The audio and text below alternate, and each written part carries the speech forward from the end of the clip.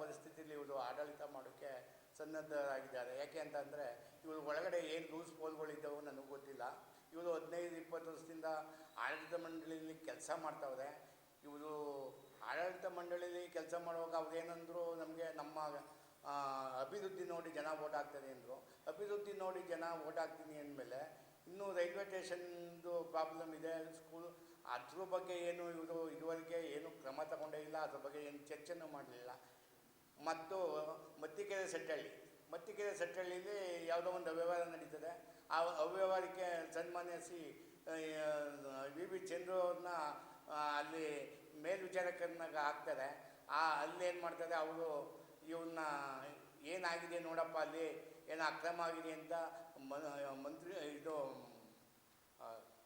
ಕಮಿಟಿಯವರು ಏನು ಮಾಡ್ತಾರೆ, ಅವ್ರನ್ನ ನಿಯೋಜನೆ ಮಾಡಿದಾಗ ಅವ್ರೇನು ಮಾಡ್ತಾರೆ, ಆ ಚಂದ್ರಣ್ಣನಿಗೆ ಒಂದು 8 ಲಕ್ಷ ರೂಪಾಯಿ ಕೆಲಸ ಕೊಡಿಸ್ಬಿಟ್ಟು ಅಲ್ಲೂ ಅವ್ರೇನು ಮಾಡ್ತಾರೆ, ಕ್ಲಿಯರ್ ಸೀಟ್ ಕೊಟ್ಬಿಡ್ತಾನೆ. ಏನೂ ಆಗಿಲ್ಲ, ಇಲ್ಲಿ ಯಾವ ಅಕ್ರಮವೂ ಆಗಿಲ್ಲ ಅಂತ ಚಂದ್ರಣ್ಣ ಕೊಡ್ತಾರೆ. ಇದು ಏನಪ್ಪ ಅಂತಂದರೆ ಇವರಲ್ಲಿ ನಡೆಯುವಂಥ ವ್ಯವಹಾರಗಳು, ಅವ್ಯವಹಾರಗಳು ಏನು ನಡೆದಿದ್ರು ಮುಚ್ಕೊಂಡು ಇವರು ತಮ್ಮ ಬೇಳೆ ಬೇಯಿಸ್ಕೊಳ್ಳೋಕ್ಕೆ ಈ ಸಂಸ್ಥೆನ ಒಂದು ದಾರಿ ಮಾಡ್ಕೊಂಡವ್ರೆ. ಮತ್ತು ಇವರು ಎಲೆಕ್ಷನ್ ವ್ಯವಸ್ಥೆ ಹೆಂಗಾಗಿದೆ ಅಂತಂದರೆ, ಬೆಳಗ್ಗೆ 9ರಿಂದ 2:15 ಗಂಟೆ 1400 ಓಟ್ ಆಗಿದೆ. 2 ಗಂಟೆಯಿಂದ 4 ಗಂಟೆವರೆಗೆ 1740 ಓಟ್ ಆಗಿದೆ. ಯಾವ ರೀತಿ ಆಯಿತು ಇದು? ಅಷ್ಟು ಬೇಗ ಜನ ಬಂದುಬಿಟ್ರ? ನನಗೇನೋ ಅನ್ನಿಸ್ತಿದೆ, ಮಾರ್ಲೆ ಮೇಲೆ ಬರುವಂಥ ಜನ ಈ ಸಾರ್ವಜನಿಕ ಸ್ಕೂಲ್ಗೆ ಓಟ್ ಹಾಕೋಕೆ ಬಂದುಬಿಟ್ರೇನೋ, ಸತ್ತೋಗಿರೋರೆಲ್ಲ ಅಂತ ಒಂದು 300-400 ಜನ ಸತ್ತೋಗಿರೋ ಓಟನ್ನ ಇವ್ರು ಮಾಡಿದ್ದಾರೆ.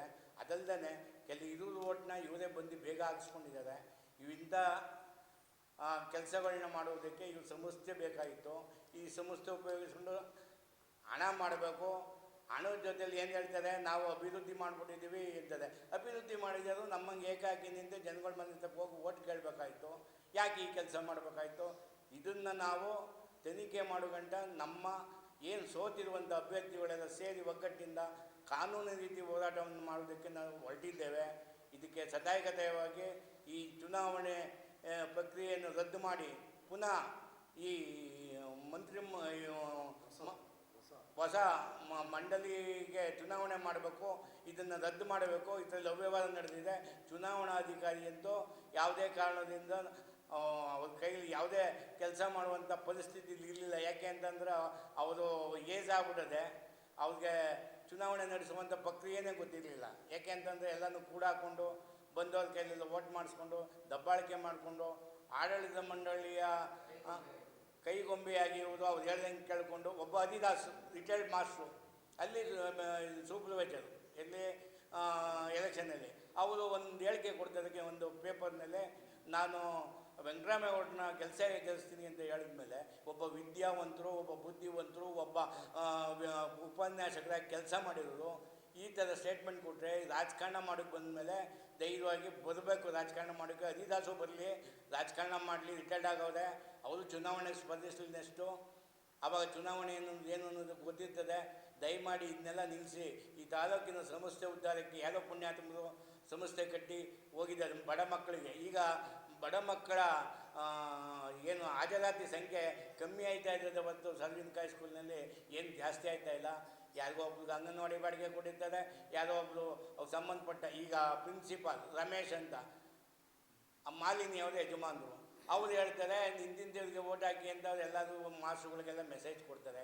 ಇಷ್ಟೆಲ್ಲ ಮಾಡಿ ಅವ್ಯವಹಾರ ಮಾಡಿ ನೀವು ಅಧಿಕಾರ ಯಾಕೆ ಮಾಡಬೇಕು? ದಯಮಾಡಿ ನಿಮ್ಗೇನೋ ಮಾನ ಮರ್ಯಾದೆ ಇದ್ದರೆ ರಾಜೀನಾಮೆ ಕೊಟ್ಟು ಮನೆಗೆ ಹೋಗಿ. ಇಷ್ಟು ಹೇಳಿ ನಾನು ಮಾತು ಮುಗಿಸ್ತೀನಿ.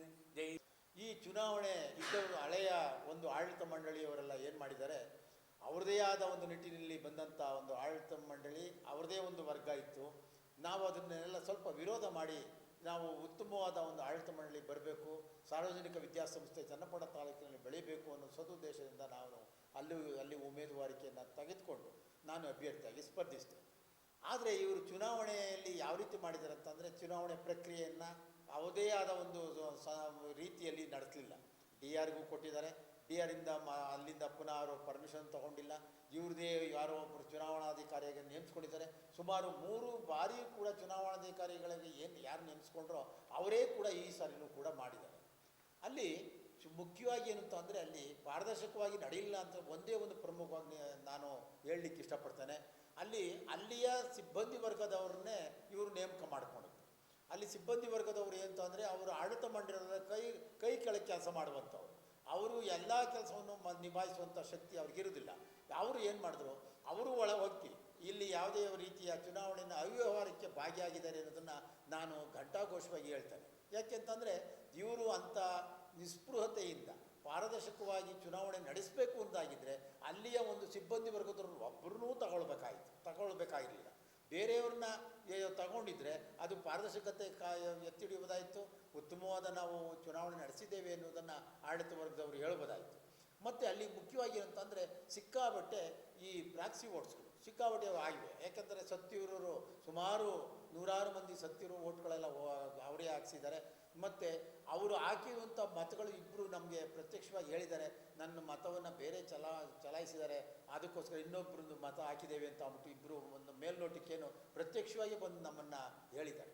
ಹಾಗಾಗಿ ಇದು ಅಕ್ರಮವಾಗಿ, ಅನೀತಿಯುತವಾಗಿ, ಅನೈತಿಕವಾಗಿ ಈ ಚುನಾವಣೆ ನಡೆದಿರೋದ್ರಿಂದ ಈ ಚುನಾವಣೆಯನ್ನು ಈಗ ಆಗಿರ್ತಕ್ಕಂಥದ್ದು ಎಲ್ಲವನ್ನು ರದ್ದುಪಡಿಸಿ ಮತ್ತೊಮ್ಮೆ ಪಾರದರ್ಶಕತೆಯಿಂದ ಕೂಡಿದ ಚುನಾವಣೆ ನಡೆಸಬೇಕು ಅಂಥೇಳಿ ನಮ್ಮಗಳೆಲ್ಲರೂ ಇಲ್ಲಿರ್ತಕ್ಕಂಥ ಎಲ್ಲರ ಆಗ್ರಹ ಆಗಿದೆ.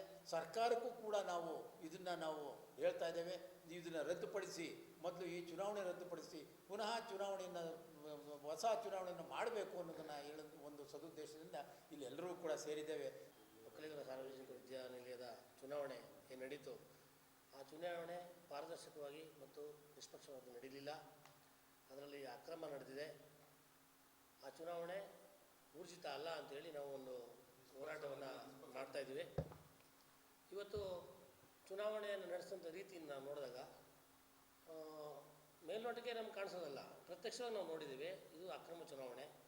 ಇವತ್ತು ಚುನಾವಣಾ ಅಧಿಕಾರಿಯನ್ನು ಯಾರೋ ರಿಟೈರ್ಡ್ ಆಗಿರುವಂಥ ವ್ಯಕ್ತಿಯನ್ನು 3 ಅವಧಿಗೆ ಅವರು ನೇಮಕ ಮಾಡಿಕೊಂಡಿದ್ದಾರೆ. ಅವರು ಚುನಾವಣೆ ಪ್ರಕ್ರಿಯೆ ಬಗ್ಗೆ ಮಾಹಿತಿಯೇ ಇಲ್ಲ, ಅವ್ರಿಗೆ ಯಾವ ರೀತಿ ಚುನಾವಣೆ ನಡೆಸಬೇಕು ಅನ್ನುವಂಥ ಗಂಧಗಳಿಗೆ ಗೊತ್ತಿಲ್ಲ, ಅಂಥವರು ಚುನಾವಣೆ ನಡೆಸಿದ್ದಾರೆ. ಚುನಾವಣೆ ನಡೆಸಲಿಕ್ಕೆ ಆ ಶಾಲೆಯ ಸಿಬ್ಬಂದಿಗಳನ್ನು, ಅಭ್ಯರ್ಥಿಯ ಸಂಬಂಧಿಕರುಗಳನ್ನೇ ನೇಮಕ ಮಾಡಿಕೊಂಡಿದೆ ಆಡಳಿತ ಮಂಡಳಿ. ಅಲ್ಲಿ ಭ್ರಷ್ಟಾಚಾರದ ವಾಸನೆ ನಮಗೆ ಕಂಡುಬರ್ತದೆ. ಮತ್ತು ನಾವು ಅಭ್ಯರ್ಥಿಗಳು ನಮಗೆ ಈ ಮತದಾನದ ಪಟ್ಟಿಯನ್ನು ಮಾನ್ಯ ಈ ಆಡಳಿತ ಮಂಡಳಿಯವರು ನಮ್ಗೆ ನೀಡಿದ್ದಾರೆ. 500 ರೂಪಾಯಿ ನಮ್ಮ ಹತ್ರ ದುಡ್ಡು ಕಟ್ಟಿಸ್ಕೊಂಡು ರಿಸಿಪ್ಟ್ ಕೊಟ್ಟು ಈ ಚೀಟಿ ಮತದಾರರ ಪಟ್ಟಿ ಅಂತೇಳಿ ನಮಗೆ ಕೊಟ್ಟಿದ್ದಾರೆ. ಇದರಲ್ಲಿ 3810 ಮತಗಳು ಇದರಲ್ಲಿ ಒಂದು ಪಟ್ಟಿನಲ್ಲಿದ್ದಾವೆ. ಆದರೆ ಇದರಲ್ಲಿ ಕನಿಷ್ಠ 500ರಿಂದ 600 ಮತದಾರರು ಮೃತರಾಗಿದ್ದಾರೆ. 500-600 ಜನ ಮೃತರಾಗಿರುವಂಥ ಪಟ್ಟಿನ ಇವರು ಪರಿಷ್ಕರಣೆ ಮಾಡಿ ಕೊಟ್ಟಿದ್ದಾರೆ ಅಂತಂದರೆ ಇವರು ಭ್ರಷ್ಟಾಚಾರ ಮಾಡಲಿಕ್ಕೆ ಅಂತಲೇ ಈ ಚುನಾವಣೆ ಮಾಡಿದ್ರು ಅನ್ನೋದು ಮೇಲ್ನೋಟ ನಮ್ಗೆ ಕಂಡುಬರ್ತದೆ. ಯಾಕೆ ಅಂತ ಹೇಳಿದ್ರೆ 2011ರಿಂದ 16 ವರ್ಷಗಳ ಕಾಲ ಇವರು ಪರಿಷ್ಕರಣೆ ಮಾಡಲಿಲ್ಲ ಪಟ್ಟಿನ ಅಂತ ಹೇಳಿದ್ರೆ ಇದು ಅಕ್ರಮದ ಮೂಲ ಉದ್ದೇಶ. ಇವರು ಅಕ್ರಮ ಮಾಡಬೇಕು ಚುನಾವಣೆ ಅನ್ನೋದನ್ನೇ ಮಂದಟ್ಟಾಗ್ತದೆ. ಜೊತೆಗೆ ಏನು ಚುನಾವಣೆ ನಿಂತಿದ್ದಂಥ ಅಭ್ಯರ್ಥಿಗಳು ಫೋಟೋಗಳನ್ನು ಕಲೆಕ್ಟ್ ಮಾಡಿ ಕಾರ್ಡ್ಗಳನ್ನು ಏನು ಒಂದು ಫ್ರಾಡ್ ಕಾರ್ಡ್ಗಳನ್ನ ರೆಡಿ ಮಾಡಿ ಅದನ್ನು ಹಂಚುವಂಥ ಪ್ರಕ್ರಿಯೆಯನ್ನು ಚುನಾವಣೆಯ ಪ್ರತಿ ಹಂತದಲ್ಲೂ ಮಾಡಿದ್ದಾರೆ. ಬೆಳಿಗ್ಗೆ 9ರಿಂದ 4 ಗಂಟೆವರೆಗೂ ಚುನಾವಣಾ ID ಕಾರ್ಡ್ಗಳನ್ನ ಕೊಟ್ಟಿದ್ದಾರೆ. ಯಾರ ಫೋಟೋ, ಯಾರ ಹೆಸರು ಯಾವುದೂ ಗೊತ್ತಿಲ್ಲ. ಯಾರು ಫೋಟೋ ತಗೊಬಂದು ಕೊಡ್ತಾರೆ ಅವ್ರಿಗೊಂದು ಕಾರ್ಡ್ ಕೊಡೋದು, ಅದು ಕಾರ್ಡ್ಗೆ ಫೋಟೋ ಹಾಕಿ ಸೀಲ್ ಹಾಕಿ ಕೊಡೋದು, ಅವರಲ್ಲಿ ಓಟ್ ಹಾಕ್ಸ್ಕೊಳ್ಳುವಂಥ ಪ್ರಕ್ರಿಯೆಯನ್ನು ಮಾಡಿದ್ದಾರೆ. ಇದರಲ್ಲಿ ಸಂಪೂರ್ಣವಾಗಿ ಆಡಳಿತ ಮಂಡಳಿಯ ಕೈಗಳಿಗೆ ಕೆಲಸ ಮಾಡ್ತಕ್ಕಂಥ ಸಿಬ್ಬಂದಿ ಶಾಮೀಲಾಗಿದ್ದಾರೆ. ಈ ಚುನಾವಣೆ ಒಂದು ಅಕ್ರಮ ಚುನಾವಣೆ. ಈ ಚುನಾವಣೆ ಪಾರದರ್ಶಕ ನಡೀಲಿಲ್ಲ.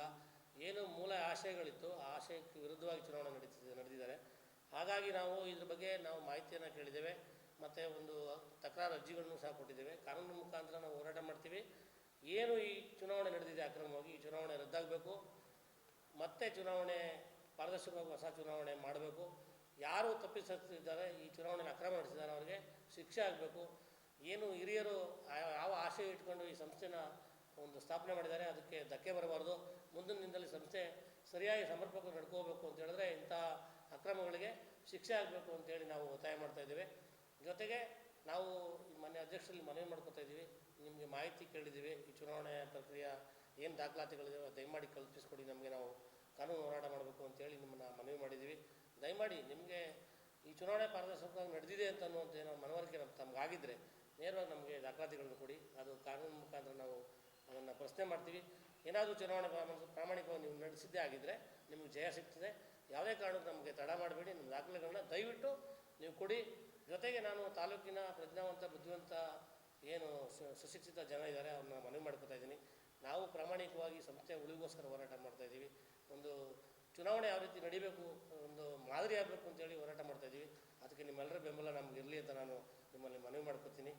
ಇಂತಹ ಚುನಾವಣೆಗಳು ಈ ಬಾರಿ ಇನ್ನು ಮುಂದೆ ನಡೀಬಾರದು ಚನ್ನಪಟ್ಟಣದಲ್ಲಿ ಅನ್ನೋ ಉದ್ದೇಶದಿಂದ ಈ ಹೋರಾಟ ನಾವು ಹಮ್ಮಿಕೊಂಡಿದ್ದೀವಿ. ಯಾವುದೇ ಕಾರಣಕ್ಕೂ ಈ ಚುನಾವಣೆ ಹೋರಾಟದಿಂದ ನಾವು ಹಿಂದೆ ಸರಿಯಲ್ಲ. ಇಲ್ಲಿ ನಮ್ಗೆ ಜಯ ಸಿಗಲೇಬೇಕು. ಈ ಜಯ ಸಾರ್ವಜನಿಕರು ಸಿಗ್ತಕ್ಕಂಥ ಜಯ, ಸಂಸ್ಥೆಗೆ ಸಿಕ್ಕಂಥ ಜಯ ಅಂತೇಳಿ ನಾವಾದರೂ ಭಾವಿಸ್ತಾ ಎಲ್ಲರ ಬೆಂಬಲವನ್ನು ಕೊಡ್ತಾ ಇದ್ದೀನಿ. ನಮಸ್ಕಾರ. ಅಲ್ಲಿ ಚುನಾವಣೆ ನಿಂತ ಅಭ್ಯರ್ಥಿಯ ಹೆಂಡ್ತಿನೇ ಅಲ್ಲಿ ಮತದಾರ ತಾತ್ಕಾಲಿಕ ಕೊಡ್ತಾ ಇದ್ದದ್ದು, ಪರ್ಮನೆಂಟ್ ಅಲ್ಲ. ತಾತ್ಕಾಲಿಕ ಚೀಟಿನ ಬರ್ದಿ ಕೊಡ್ತಾ ಇದ್ರು. ಅಲ್ಲಿ ನಾನು ನೋಡಿದೆ, ಯಾರ್ದೋ ಫೋಟೋ ಕೊಟ್ಟರೆ ಸಾಕು ಅದನ್ನು ಸೈನಾಗಿ ಕೊಡ್ತಾ ಇದ್ರು. ಯಾವುದೋ ಒಂದು ನಂಬರ್ ಹಾಕು, ಅದು ಯಾವುದೋ ಲೀಸ್ಟ್ ಇಟ್ಕೊಂಡಿದ್ರು ಅಂತ ಅನಿಸ್ತದೆ. ಯಾವುದು ಡೆತ್ ಆಗಿದೆ 2012 ಮತದಾನದ ಪರಿಷ್ಕರಣೆ ಆಗಿರಲಿಲ್ಲ. ಮತದಾರರ ಪಟ್ಟಿ ಆ ಪರಿಷ್ಕರಣೆ ಮಾಡದೇ ಇರುವಂಥ ಪಟ್ಟಿಯಲ್ಲಿ ಇಟ್ಕೊಂಡು ಸತ್ತೋಗಿರೋದು, ಯಾರು ಬರುವುದಿಲ್ಲ, ಯಾವುದೋ ಊರಲ್ಲಿದ್ದಾರೆ, ಯಾರೋ ಅಕಸ್ಮಾತ್ತಾಗಿ ಕೆಲವರು ಬಂದ್ಬಿಟ್ಟಿದ್ರು. ಅವ್ರ ಓಟನ್ನ ಇವರು ಮಾಡಿಸ್ಬಿಟ್ಟಿದ್ರು. ಅವಾಗ ಅವ್ರು ಗಲಾಟೆ ಮಾಡಿದಕ್ಕೆ ಬೇರೆ ಓಟನ್ನ ಮಾಡಿಸಿದ್ರು. ಯಾರ ಓಟು ಗೊತ್ತಿಲ್ಲ. ಇವತ್ತು ಇಡೀ ವ್ಯವಸ್ಥೆಯನ್ನ ಅಕ್ರಮವಾಗಿರೋದ್ರಿಂದ ಈ ಚುನಾವಣೆ ನಡೆದ ಈ ಪೂರ್ತಿ ಪ್ರಕ್ರಿಯೆಯನ್ನೇ ರದ್ದುಪಡಿಸಿ ಹೊಸದಾಗಿ ಚುನಾವಣೆ ಮಾಡಬೇಕು.